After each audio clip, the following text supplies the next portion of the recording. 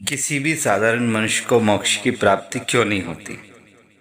क्योंकि वो जब तक ये समझने में सक्षम हो जाता है कि उसके हाथों पाप या पुण्य हुआ है, तब तक बहुत देर हो चुकी होती है। न जाने कितने उसके पाप हो जाते हैं जब वो ये समझने में समर्थ हो जाता है कि पाप क्या होता है, पुण्य क्या होता है। अनगिनत पाप और पुण्य हो जाते हैं जन्म से लेकर उस अवस्था तक। तो वो पाप और पुण्य के प्रभाव में आ चुका होता है। इसी द्वारा वो अपने पाप और पुण्य का फल भोगता है। स्वर्ग हो चाहे नर्क हो, जन्म हो या जन्नत हो, वहां पे। और ये पाप और पुण्य का फल भोगने के पश्चात कि चलो ये अब पाप और पुण्य से मुक्त हो चुका है, फिर से पुनः जन्म दे दिया जाता है मनुष्य का, जो कि वो फिर उस अवस्था पे पहुंचता है कि जब पाप और पुण्य का क्या मतलब होता है। फिर उसके द्वारा वही प्रक्रिया हो जाती है, वही सारे अधर्म अत्याचार हो जाते हैं उस जाने अनजाने में। फिर पाछी वो की वही घटना। तो ऐसे मनुष्य चलता रहता है, उलझा रहता है। और इसे सुलझाने के लिए जब कोई बहुत बड़ा ज्ञानी पुरुष उनके सामने आता है तो बहुत सारे उसे अनदेखा कर देते हैं। और ये जो मनुष्य रूप में जो ज्ञानी पुरुष घूम रहे हैं लोगों का मोक्ष का मार्ग बताने के लिए, तो ये मोक्ष का मार्ग बता तो देते हैं लेकिन खुद भी इसी उलझन में फंसे हुए हैं। लालच, मोह, माया। अच्छा, मोह माया क्या है? मोह का अर्थ यह नहीं है कि आप अपनों से लगाव रखो, नहीं। मोह का अर्थ है इस शरीर से, उस परमात्मा से, इनसे लगाव, इस संसार से लगाव रखना भी मोह है। और माया क्या है? माया स्वयं को ना जान पाना, स्वयं को ना ढूंढ पाना, ईश्वर पे विश्वास ना कर पाना, ये भी एक माया है। तो इन चीजों से निकल हो जाओ।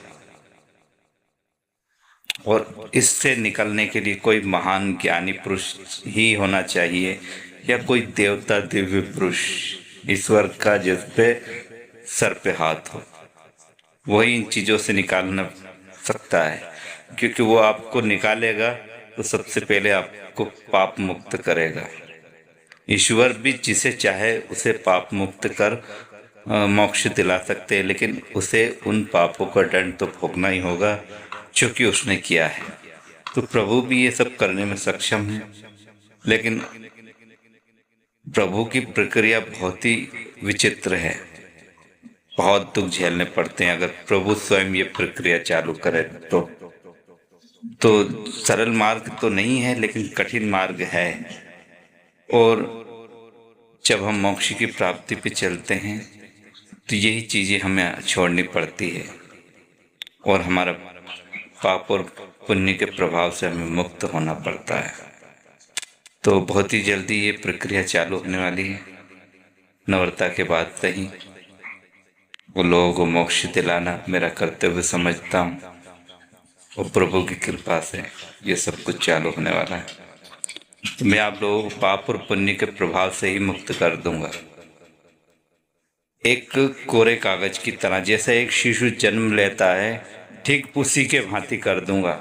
आपने जितने भी पाप किए हैं उनका कोई मतलब नहीं रह जाएगा, वो सब नष्ट हो जाएंगे। उसी समय आपके जो धर्म किए होंगे, जो पुण्य किए होंगे, वो भी समाप्त हो जाएंगे। फिर आपका चलेगा एक कोरे कागज से एक नया अध्याय, जो कि आपको मोक्ष के मार्ग पे ले जाएगा अथवा आपको मोक्ष कराने में सक्षम होगा।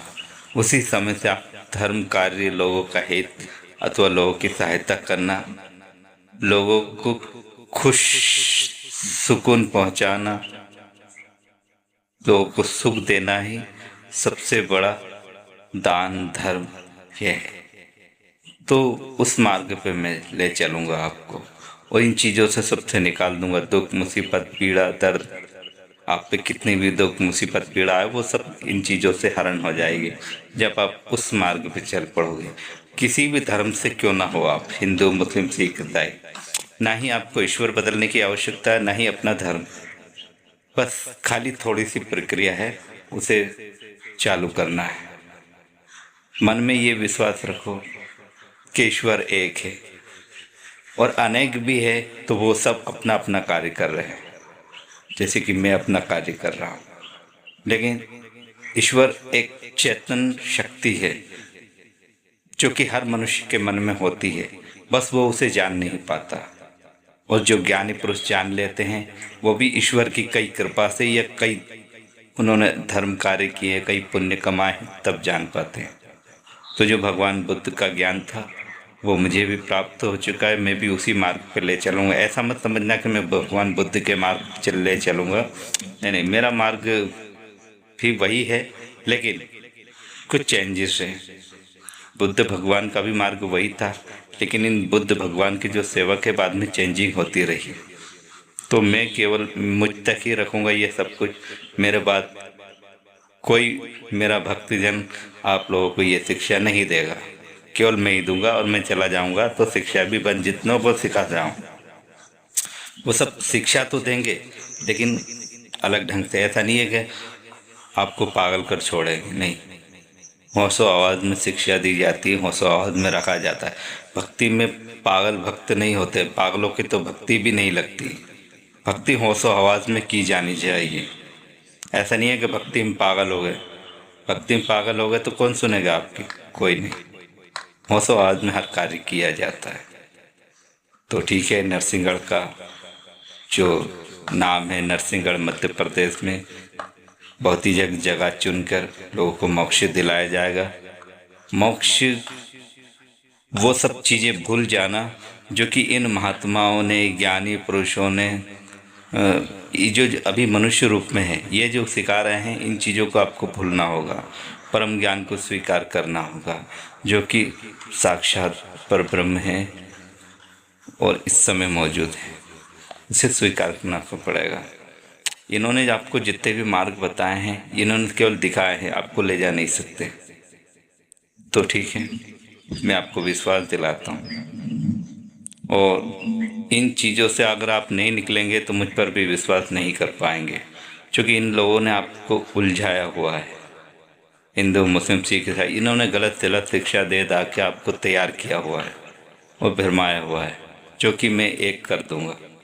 मैं एक हूँ, न मैं हिंदू हूँ, न मुसलमान हूँ, न सिख हूँ, न ईसाई हूँ, बस मनुष्य धर्म में जी रहा हूँ और सबको एक ही समझता हूँ, मनुष्य। और हम उसी पेड़ के फल हैं जिससे संसार रचा हुआ है, समझ गए? जैसे एक आम का पेड़ है, उसी आम के पेड़ के हम सब फल हैं। तो हम सब भी आम बन सकते हैं, क्योंकि हम सब के अंदर वो गुठली, वो बीज स्थित है। बस उस गुठली और उस बीज को पहचानना है और हमें आम का पेड़ बनना है। हम भी ईश्वर के भांति अनेकों लोगों को उस समस्या को सुलझाने में उनकी मदद कर पाएंगे। तो हम सब ईश्वर ही हैं, हमारे अंदर ईश्वर है, वो बीज मात्र है। उसे हमें अंकुरित करके एक पौधा बनाकर सिंचाई करनी है, अपने आप सब कुछ ठीक हो जाएगा।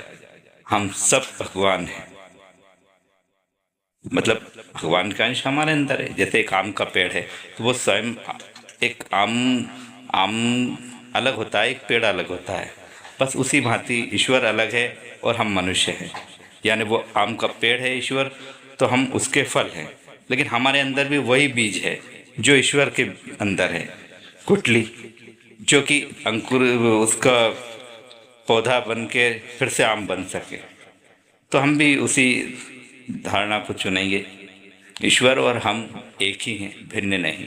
बस ये समझना है, बस पाप और पुण्य के प्रभाव से मुक्त होना है, तभी हम ईश्वर को समझने में सक्षम हो पाएंगे।